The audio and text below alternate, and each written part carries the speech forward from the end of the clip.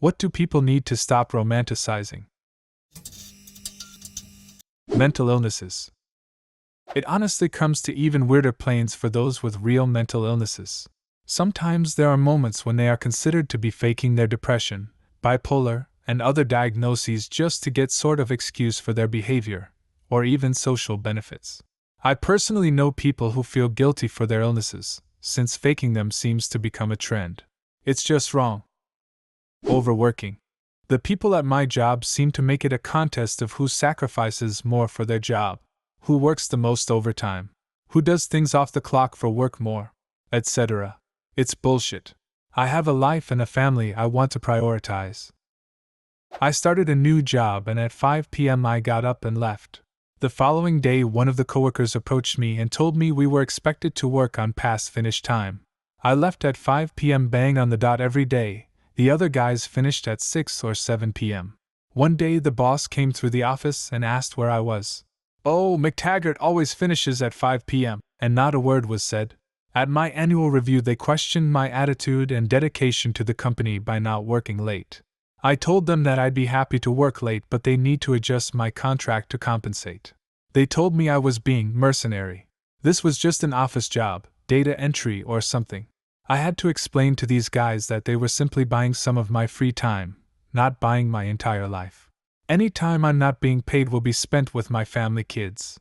About 6 months later I got promoted and put onto a salaried wage. Depression. There's nothing romantic about not showering for 3 days and forgetting what it's like to be able to feel things. People treat depression as if it were a personality trait that makes them cool, quirky somehow. No, it's not a shiny trophy that you can show off around and be proud of. Mental health problems are real and they can ruin lives. Being stressed and exhausted from work. Or it turns into what we call pain Olympics. "I'm exhausted. I work 65 hours this week. OMG, that's nothing. I work 75 and I'm doing just fine." The worst. Serial killers. This makes me really ashamed, but I fell down the Columbiner rabbit hole when I was a young, troubled kid. Basically, it's a fandom for the Columbine shooters. I was struggling with my mental health and the idea of killing the people who were putting me through so much shit gave me catharsis. I even wrote a letter to Kip Kinkle, a man who shot up his high school a year before the Columbine shooting. I really poured my heart out and explained everything I was going through. I didn't expect him to write back, but he did.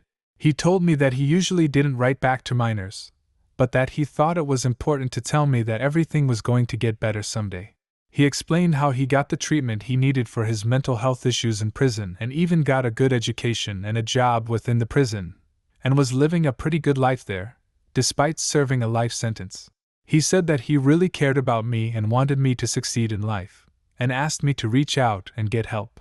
I was floored. No one had ever cared that much about me before. Needless to say, I left that fandom and got help, and I stopped romanticizing the idea of violence. When a literal school shooter tells you that shit isn't cool, you know that shit isn't cool. Loyalty to the company, it's not a good thing. My husband worked for one particular company for nearly 20 years and towards the end, they were really treating him like shit.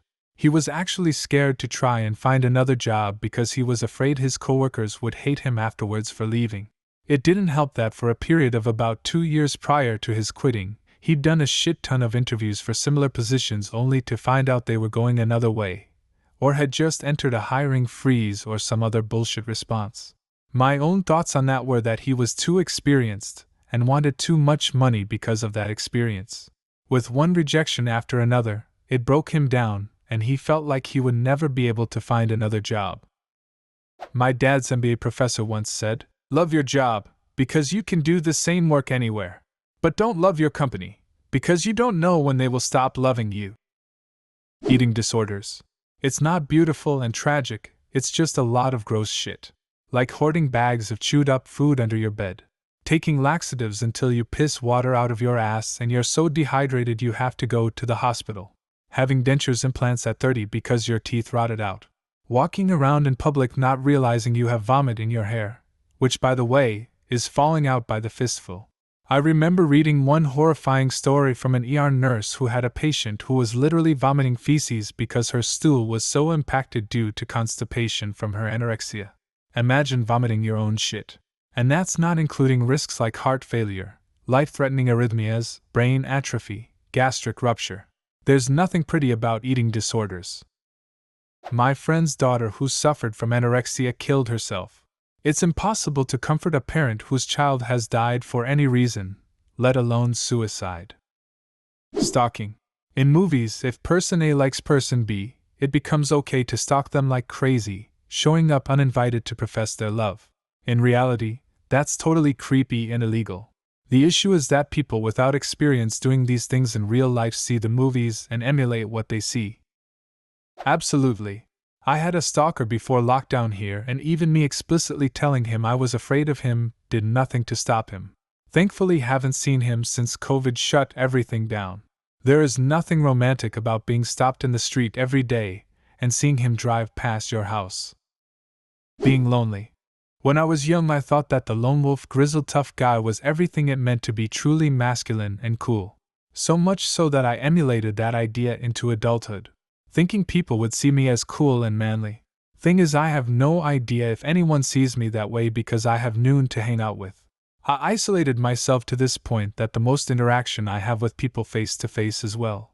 At a drive-thru getting coffee or a meal. Let me tell you, it doesn't matter how many crunches or push-ups you can do, how good-looking you are, or if you're charming as hell. Not unless you actually know people and make friends, and you can't do that if you're completely isolated. Fuck being lonely. I really wish I could go out and just make friends like when I was young. Chronic illness or life-altering disease. People glamorize being sick in books and movies as a lesson in strength, positive outlook, and acceptance. Great values to learn, but it completely ignores the constant pain, isolation, and fear that sick people face daily. People pass around feel-good stories about inspiring people living their lives to the fullest while terminally or forever ill to make healthy and able-bodied people feel grateful for what they have. I, nor anyone else in this community that I know, don't want to be your positive inspiration norp. This life is hard and we wouldn't choose it, so stop using it for stories media that you'd get to be emotional over then walk away from. The Joker and Harley Quinn. Seriously, even the comics acknowledged how fucked up they are together.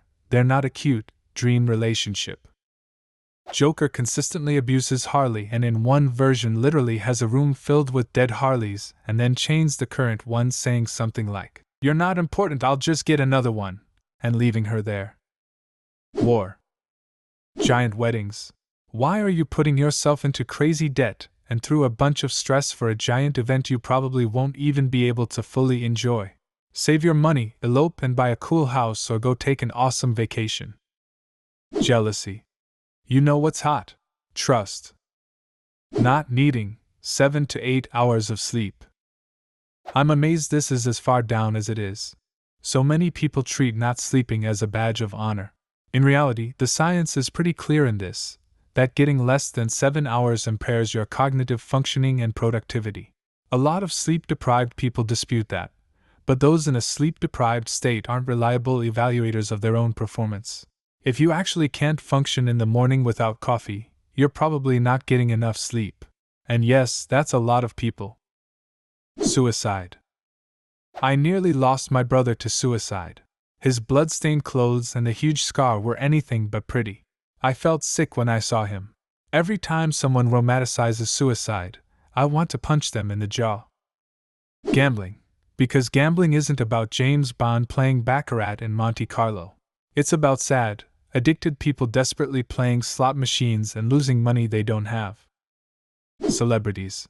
Fake people living fake, manufactured lives, yet the media insists that we care what they think, what they wear, who they're voting for, who they're fucking. All because they were born with some genetic gift, or born into the right family, or some other twist of fate thrust them into the limelight. It used to just be Hollywood types. Now we have this whole generation of Insta models, reality stars, and other influencers, whose only contribution to society is their shameless self-promoting bullshit. And people eat it up. Meanwhile, we have skyrocketing rates of teen depression and suicide because kids are bombarded with these impossible standards of beauty and popularity in their formative years. Do you have a similar story? Leave a comment and subscribe to the channel if you want to see more videos like this one.